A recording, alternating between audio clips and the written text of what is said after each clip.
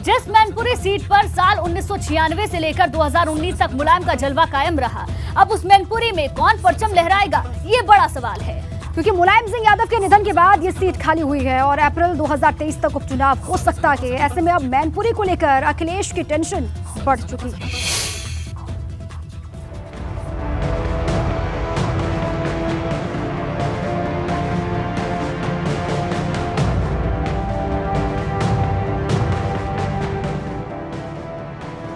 मुलायम की सीट मैनपुरी से कौन लड़ेगा चुनाव?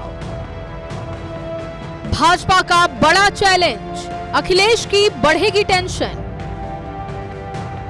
गढ़ बचाने के लिए घमासान, क्या है अखिलेश का प्लान? 10 अक्टूबर को नेताजी के निधन के बाद पूरा मुलायम परिवार शोक में डूबा है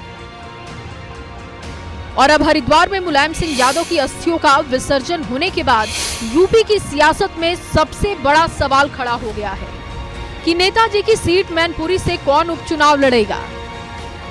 ये सवाल इसलिए भी क्योंकि चुनाव आयोग के मुताबिक 6 महीने के अंदर यानी कि अप्रैल तक मैनपुरी लोकसभा सीट पर उपचुनाव होना तय है। ऐसे में भाजपा ने भी मैनपुरी उपचुनाव को लेकर कमल खिलाने का दावा ठोक दिया है।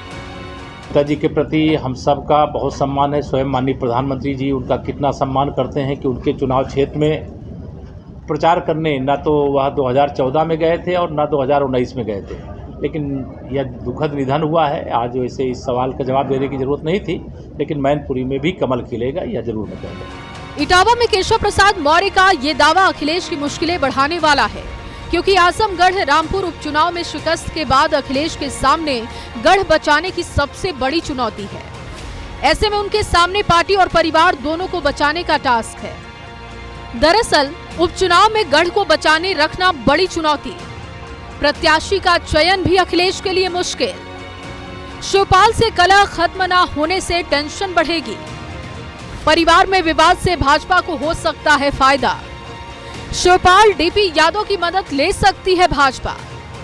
भाजपा की जीत हुई तो बढ़ेगी अखिलेश की मुसीबत। मुलायम सिंह यादव के निधन के बाद मैनपुरी की लोकसभा सीट पर होने वाले उपचुनाव को लेकर भी चर्चा तेज हो गई है। एक चर्चा इस बात की है कि समाजवादी पार्टी से इस सीट पर कौन उम्मीदवार होगा, तो दूसरी तरफ अब चर्चा ये भी हो रही है कि बीजेपी इस सीट पर जब उपचुनाव होंगे तो किसे अपना उम्मीदवार बनाएगी। आज जब उप मुख्यमंत्री केशव प्रसाद मौर्य इटावा पहुंचे तो उन्होंने साफ तौर पर कहा कि मैनपुरी में जब उपचुनाव होंगे तो वहां भी कमल खिलेगा। कहीं ना कहीं मैनपुरी उपचुनाव अखिलेश के सामने मुश्किल चुनौती है।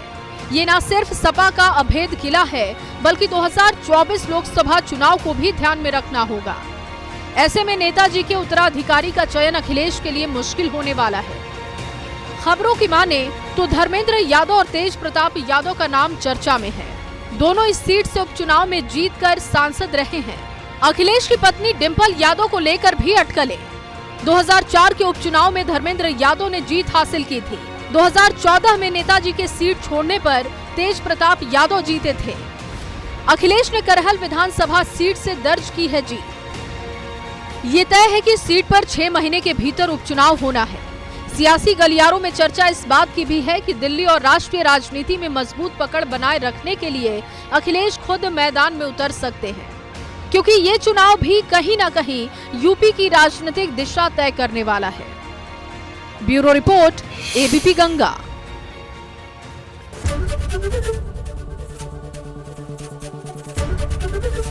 एबीपी गंगा, खबर आपकी, जुबान आपकी।